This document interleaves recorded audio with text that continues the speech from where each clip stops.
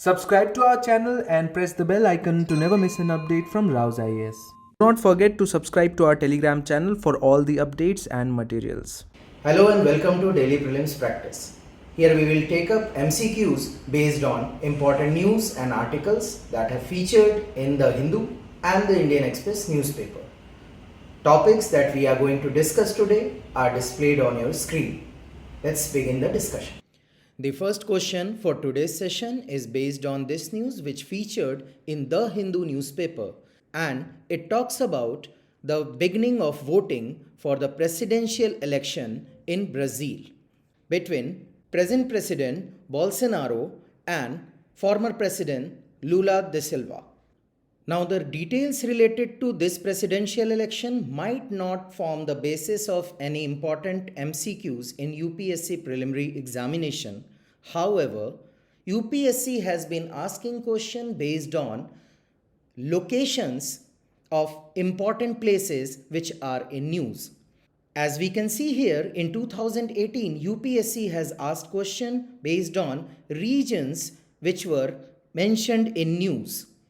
So let's take up the today's practice MCQ. Question is, what is the correct sequence of occurrence of the following grasslands in South America as one proceeds from north to south? You have to identify the correct answer using the codes given below. The given grasslands are Llanos, Pampas and Patagonia. Now if you will refer to the map of South America, you will find that Llanos, which is a wide grassland, it stretches across northern South America and occupies the areas of western Venezuela and northeastern Colombia, that is around this area. Now, the second option, Pampas.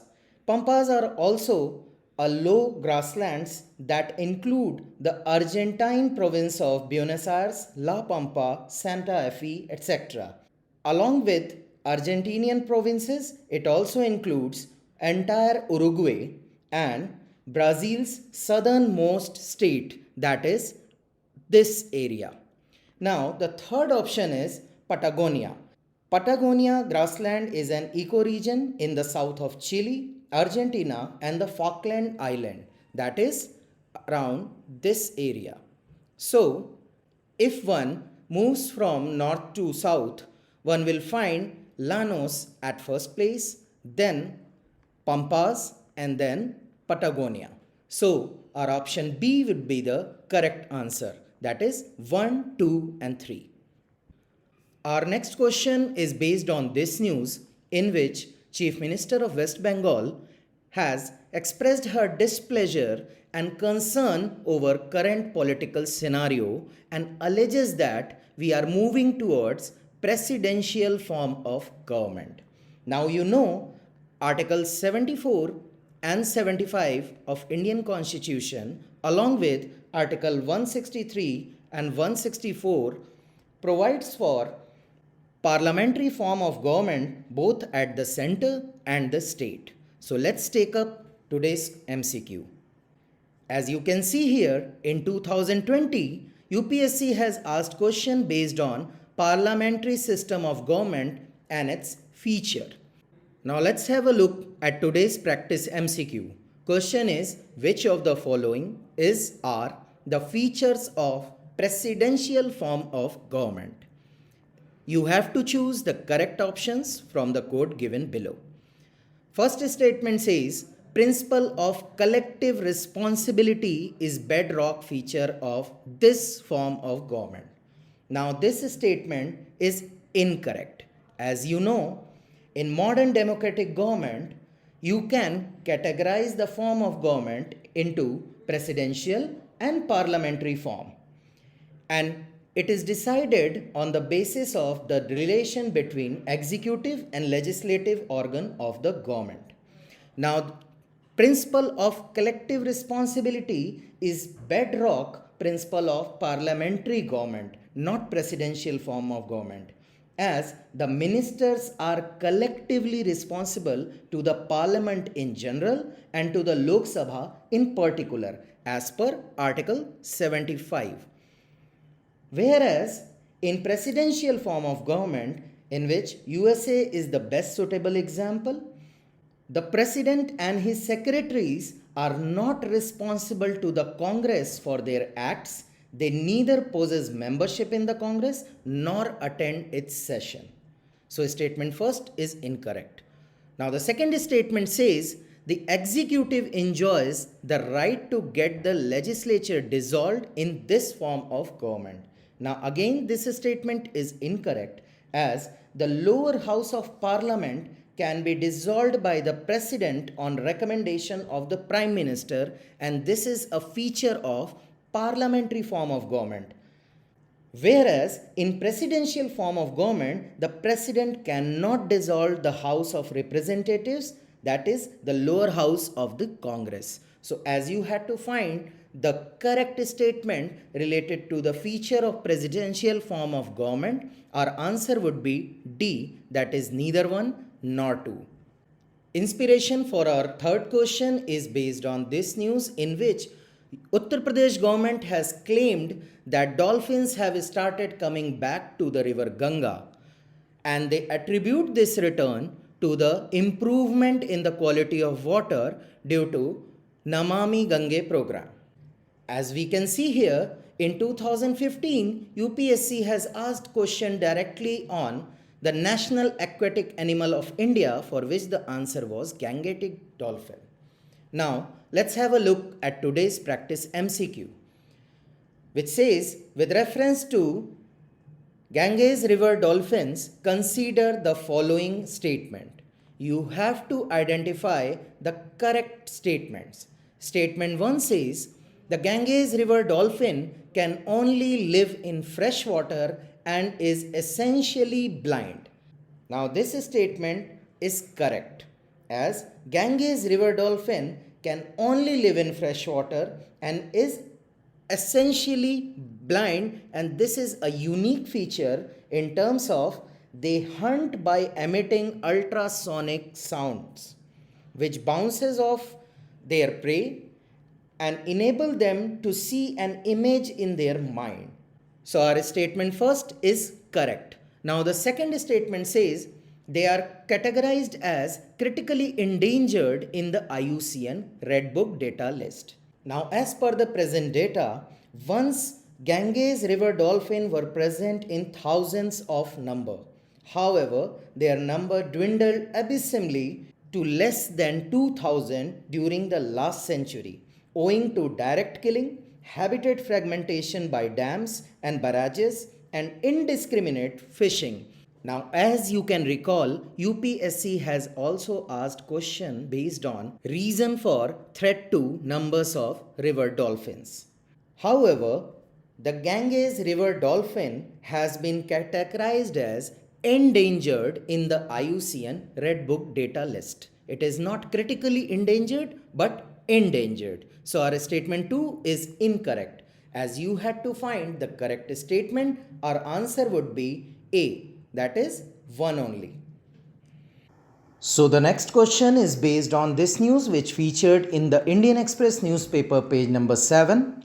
And this news talks about interest shown by various global bodies for setting up school exam regulator PARAKH, which was proposed by NCERT. In this news, it has been mentioned that 3 global educational non-profits, namely Educational Testing Service, American Institute for Research, and the Australian Council for Educational Research, have expressed interest in helping to set up India's first national school level examination and assessment regulator, PARAKH. And PARAKH stands for Performance, Assessment, Review and Analysis of Knowledge for Holistic Development. Now UPSC has been asking questions based on various developments related to education sector and related sector in India. As in 2015, it has asked question based on Vidyanjali Yojana. Now let's take up today's practice MCQ. Question is, consider the following statements regarding PARAKH. Now as you know, PARAKH will develop and validate standards of assessment for all school stages and curricular areas of school education based on NEP 2020.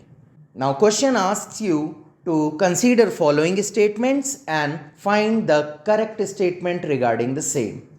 Statement 1 says, it will function as a standard setting body for student assessment and evaluation. Now this statement is correct, as in accordance with the National Education Policy 2020, PARAKH will function as a standard setting body for student assessment and evaluation for all school boards in the country. Statement 2 says, it will also manage India's participation in international assessment. Now this statement is also correct, as PARAKH will manage India's participation in international assessments like the Program for International Student Assessment, that is PISA, Trends in International Mathematics and Science Study, that is TIMSS, or Progress in International Reading Literacy Studies, that is PIRLS. Now statement 3 says, it will function as an autonomous body under Ministry of Education. Now this statement is incorrect, as PARAKH will act as a constituent unit of the NCERT and will also be tasked with holding periodic learning outcome tests like the National Achievement Survey, that is NAS, and State Achievement Survey. NCERT will function as autonomous organization under Ministry of Education. So as you had to find the correct statements, our answer would be A, that is 1 and 2. Now the next question is based on this news which featured on the Indian Express, page number 14. This news talks about SC agreeing to hear a plea against First Amendment to Constitution. Now for your reference, this news is related to insertion of reasonable restriction under Article 19, which was done through First Amendment. Now petitioner has claimed that this amendment was against the basic structure of the Constitution, and Supreme Court has agreed to examine this plea. So let's take up today's question. As we know, important constitutional amendments have been important themes for UPSC preliminary examination. As in 2019, UPSC has asked question based on 44th and 99th Amendment Act. Now let's take up today's practice MCQ. Question is, with reference to amendment to the Constitution, consider the following statements. You have to identify incorrect statement. But before moving to the question, let us just go through some basics related to constitutional amendment. Article 368 provides for two types of amendment. First is through special majority. Second is special majority plus ratification by half of the states. But there are some other provisions that can be amended through simple majority of parliament. Thus, the Constitution can be amended in three ways. First, amendment by simple majority. Second, amendment by special majority. Third, amendment by special majority of the parliament and the ratification of half of the state legislature. Now, let us consider the statements. The statement 1 says, provisions related to admission or establishment of new states can be amended by special majority of the Parliament. Now this statement is incorrect, as we know that there are number of provisions which can be amended through a simple majority, and provisions related to admissions or establishment of new state, formation of new state and alteration of areas, boundaries, etc., along with quorum in Parliament, rules of procedure in Parliament, etc., can be amended through simple majority. Now statement 2 says, provisions related to election of the president and its manner can be amended by special majority of the parliament and also with the consent of half of the state legislature. Now this statement is correct, as the provisions which are related to the federal structure of the polity can only be amended through special majority of the parliament and also with the consent of half of the state legislature by a simple majority. An election of president and its manner, extent of executive power of the union and the state, etc. are such provisions. So statement 2 is correct.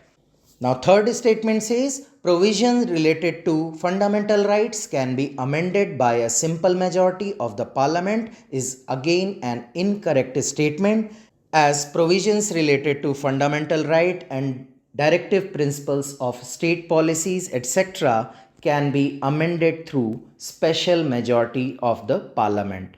As the question asked, you had to find incorrect statements. Our answer would be C, that is 1 and 3 only.